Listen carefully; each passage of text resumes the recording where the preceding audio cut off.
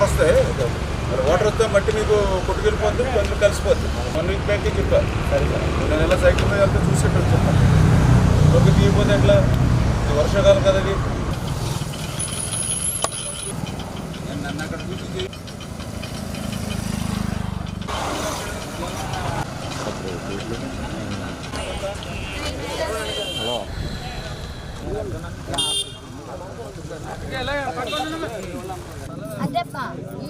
లేదని దానికి 2000 రూపాయలు మీ ఇంటికి మన సొంత డబ్బులు పంపిస్తా ఉన్నాం. రేపు పింఛను మీ ద్వారా ఇస్తున్నారండి.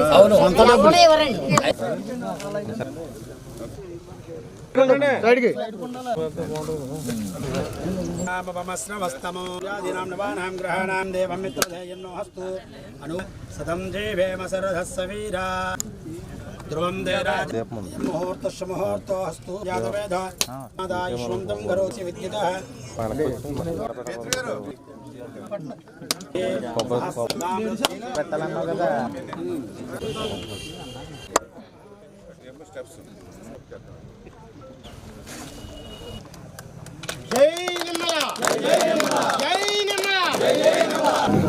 ఏం చెప్పాలంటే ఏం చెప్పాలి, అలా అమలు జరుపుతున్నారు. తెల్లనప్పటికి అయిపోతున్నాయి.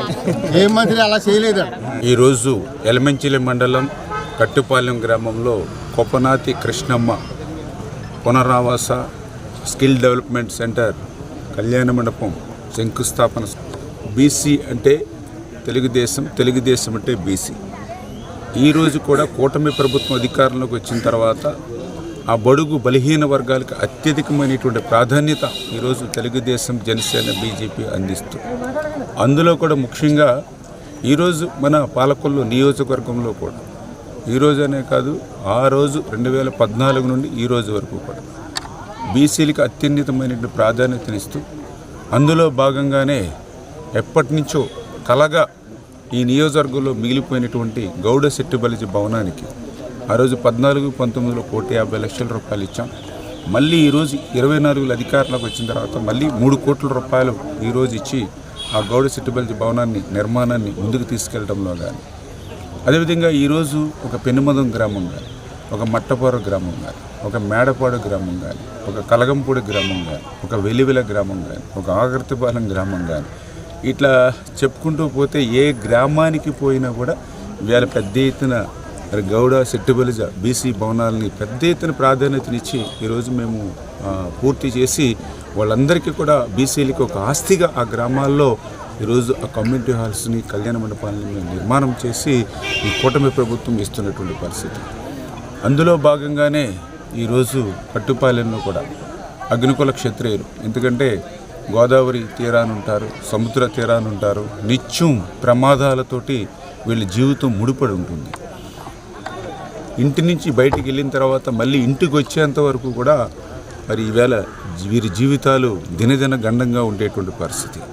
అటువంటి అగ్నికుల క్షత్రియులు గత ప్రభుత్వంలో వరదలకు గురైనటువంటి పరిస్థితుల్లో ఆ రోజు ప్రతిపక్షంలో ఉన్నటువంటి నాయకుడు చంద్రబాబు నాయుడు గారు స్వయంగా ఆ రోజు దొడ్డిపట్ల, అబ్రాజిపాలెం, గంగడపాలెం, లక్ష్మీపాలెం, మోకాల్లోతు బురదలో ఆయన ఆ గోదావరి వరద ప్రాంతాలని ఆ రోజు చూసి ఆ యొక్క అగ్నికుల క్షత్రియుల కష్టాలను కూడా దగ్గర నుండి చూసి, నేను కూడా అధికారంలోకి వచ్చిన తర్వాత అవన్నీ గుర్తు చేసి ఆ యొక్క అగ్నికుల క్షత్రియులు కూడా ఒక 3 కోట్ల రూపాయలు పెట్టి ఒక స్కిల్ డెవలప్మెంట్ సెంటర్ ఏదైతే నిర్మాణం చేసిస్తామని ఏదైతే మాట ఇచ్చామో ఆ మాటను నిలబెట్టుకుని 3 కోట్ల రూపాయలు నిధులు చంద్రబాబు నాయుడు గారి చేత మంజూరు చేయించి ఈరోజు ఈ యొక్క కట్టుపాలెంలో దీన్ని ఈరోజు శంకుస్థాపన చేసుకోవడం జరిగింది.